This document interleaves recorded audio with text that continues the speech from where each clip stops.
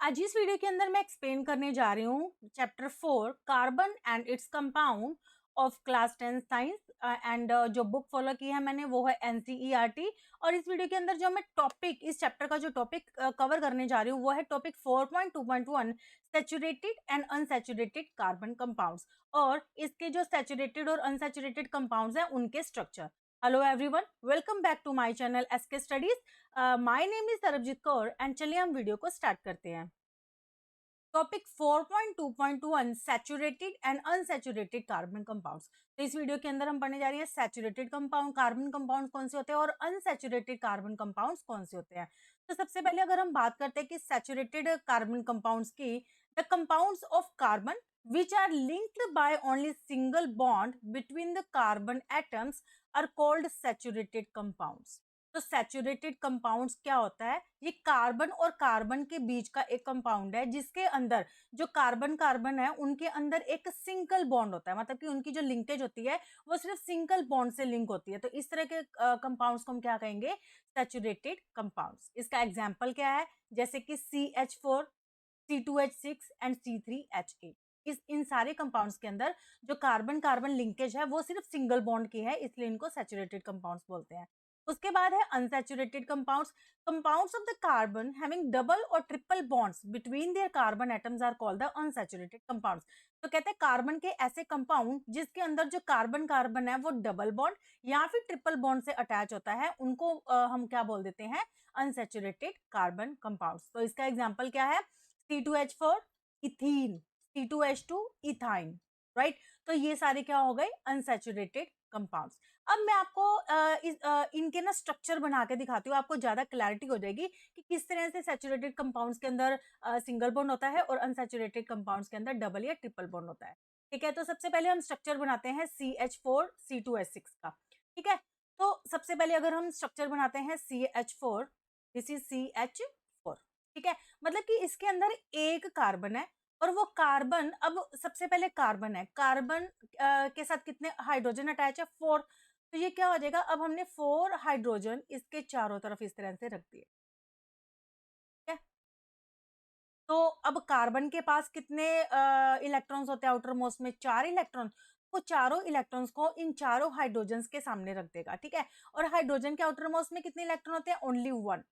तो ये जो 1 इलेक्ट्रॉन हाइड्रोजन के पास है वो कार्बन के सामने रख देगा। अब देखो, हाइड्रोजन ने अपनी वैलेंसी पूरी करनी है 2 की, तो वो एक कार्बन का ले लेगा इलेक्ट्रॉन। इसी तरह से ये वाला हाइड्रोजन भी कार्बन का ले लेगा, ये जो हाइड्रोजन है ये भी कार्बन का ले लेगा एक इलेक्ट्रॉन।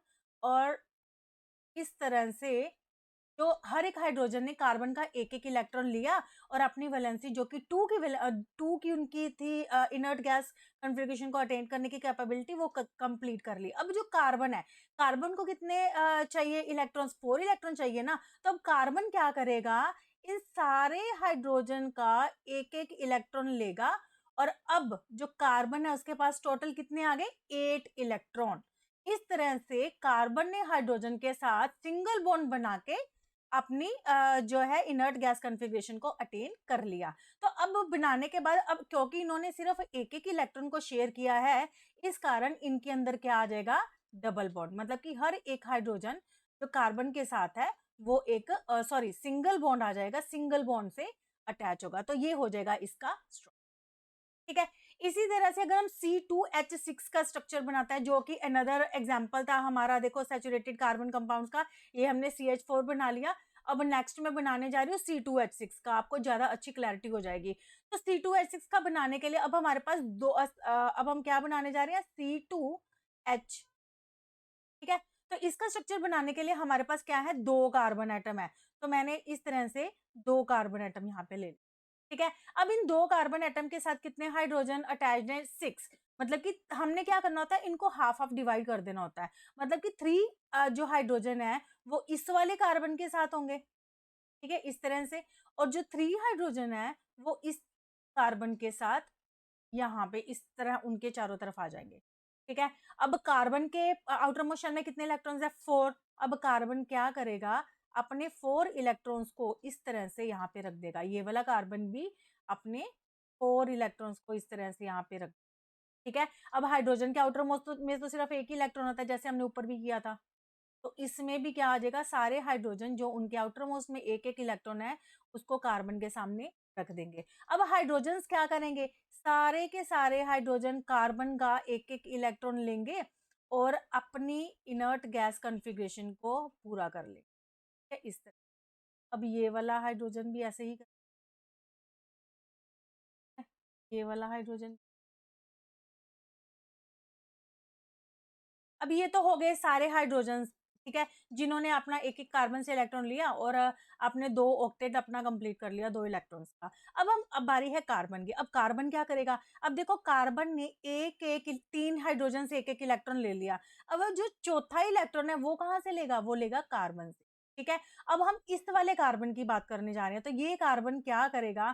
पहले तो हाइड्रोजन का एक-एक इलेक्ट्रॉन ले लेगा। उसके बाद वो कार्बन का भी 1 इलेक्ट्रॉन ले लेगा, इस तरह से। अब देखो इस कार्बन के पास 8 इलेक्ट्रॉन पूरे हो गए, 2 टू 4 टू 6 7 और एक ये 8।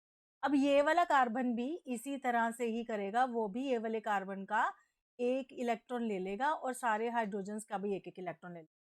तो इस तरह से कार्बन ने भी क्या किया, अपने 8 दोनों कार्बन्स ने, ये वाले कार्बन ने भी 8 इलेक्ट्रॉन का ऑक्टेट कंप्लीट कर लिया और ये वाले कार्बन ने भी 8 इलेक्ट्रॉन्स का ऑक्टेट कंप्लीट कर लिया। तो इस तरह से अब इसके बीच में देखो हम बॉन्ड कैसे बनाएँगे। अब ये कार्बन था, एक ये कार्बन था। सबसे पहले तो अगर हाइड्रोजन्स की बात करें, तो सारे हाइड्रोजन्स ने क्या किया था, कार्बन से एक-एक इलेक्ट्रॉन लिया, ठीक है?